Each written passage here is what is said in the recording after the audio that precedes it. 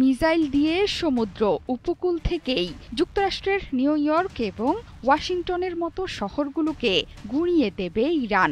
মার্কিন যুক্তরাষ্ট্রের সবগুলো শহরকেই লক্ষ্যবস্তু করতে পারে তেহরানের মিসাইল বহর।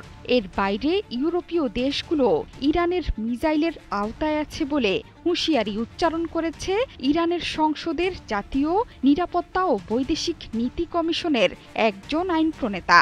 ব্রিটেন, ফ্রান্স আর জার্মানি ইরানের ওপর জাতিসংঘের নিষেধাজ্ঞা পুনর্বহালের ইঙ্গিত দেওয়ার পর রোববার হুঙ্কার ছাড়েন আমির হায়াত মোকাদ্দাম। শুধু তাই নয়, আমির হায়াত মোকাদ্দামের এই বার্তা এলো যখন গুঞ্জন রটেছে যে ইরানের সাথে যুদ্ধের আশঙ্কায় মার্কিন সৈন্যদের স্থানান্তর করা হচ্ছে ইরাকের বিভিন্ন ঘাঁটি সহ সীমান্ত এলাকায়। তাদের সাথে স্থানান্তরিত হচ্ছে রাডার এবং আকাশ প্রতিরক্ষা ব্যবস্থাও। এসব কর্মকাণ্ড একটি ইঙ্গিতই কেবল দিচ্ছে, সেটি হচ্ছে মধ্যপ্রাচ্যে আরেকটি যুদ্ধের প্রস্তুতি নিচ্ছে ওয়াশিংটন। ওয়ালটন এখন দেশের সীমানা পেরিয়ে পৌঁছে গিয়েছে 50টিরও বেশি দেশে। ওয়ালটন, ঘরে ঘরে বিশ্বজুড়ে। ভয়ঙ্কর এই যুদ্ধের আভাস পাওয়া যাচ্ছে ইরানি কর্মকর্তাদের সাম্প্রতিক বার্তাতেও। ইরানি সংবাদ মাধ্যম দিদবান ইরানকে দেয়া সাক্ষাৎকারে দেশের বর্তমান যুদ্ধের সক্ষমতার আদ্যোপান্ত তুলে ধরেন পার্লামেন্টের জাতীয় নিরাপত্তা ও বৈদেশিক নীতি কমিশনের সদস্য।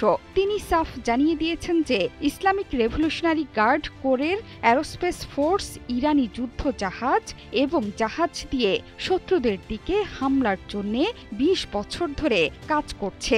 তিনি বলেছেন কিভাবে যুক্তরাষ্ট্রে হামলা চালাতে পারে ইরান। প্রথমত, ইরানের জাহাজগুলো মার্কিন যুক্তরাষ্ট্রের 2000 কিলোমিটার গিয়ে ওয়াশিংটন, নিউ ইয়র্ক এবং অন্যান্য শহরগুলোকে লক্ষ্যবস্তু করে ধ্বংসাত্মক হামলা চালাতে পারে। শুধু তাই নয়, এই মুহূর্তে সবগুলো ইউরোপীয় দেশও আছে ইরানের মিসাইলের আওতায়। E3 তথা যুক্তরাজ্য, ফ্রান্স এবং জার্মানি আনুষ্ঠানিকভাবে ইরানকে সতর্কবার্তা দিয়েছিল যে আগস্টের শেষ নাগাদ ইরান পরমাণু আলোচনায় না ফিরলে 2015 সালের চুক্তির অধীনে প্রত্যাহার করা জাতিসংঘের নিষেধাজ্ঞা পুনর্বহাল করা হবে। এই স্ন্যাপব্যাক ব্যবস্থার আশঙ্কায় ইরানের পক্ষ থেকে দেয়া হলো কঠোর প্রতিক্রিয়া। বছরের পর বছর ধরে ক্রুজ এবং ব্যালিস্টিক মিসাইল ভান্ডার গড়ে তুলেছে ইরান। ইরানের দীর্ঘ পাল্লার স্থল আক্রমণকারী ক্রুজ মিসাইল যেমন হোবেইজেহের পাল্লা 1350 কিলোমিটার।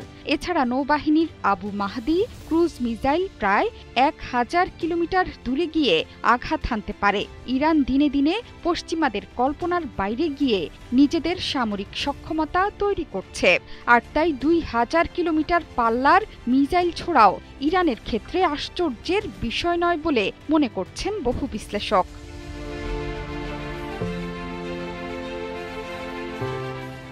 যদিও দৃশ্যমান ক্রুজ মিসাইলের সক্ষমতা বিচার করলে দেখা যাচ্ছে ইরানের বর্তমান ক্রুজ মিসাইলের পাল্লা 1350 কিলোমিটার পর্যন্ত, যা মার্কিন ভূখণ্ডে আঘাত হানার জন্য যথেষ্ট নয়। এটিকে বাস্তব হুমকির চেয়ে একটি রাজনৈতিক কৌশল হিসেবে দেখতে চাইছেন বহু সামরিক বিশেষজ্ঞ। এর মাধ্যমে একদিকে নিজেদের সামরিক সক্ষমতা তুলে ধরা আর অন্যদিকে অভ্যন্তরীণভাবে একটি শক্তিশালী বার্তা দেওয়ার চেষ্টা। জোহরা চৌধুরী, সেতু, ৭১।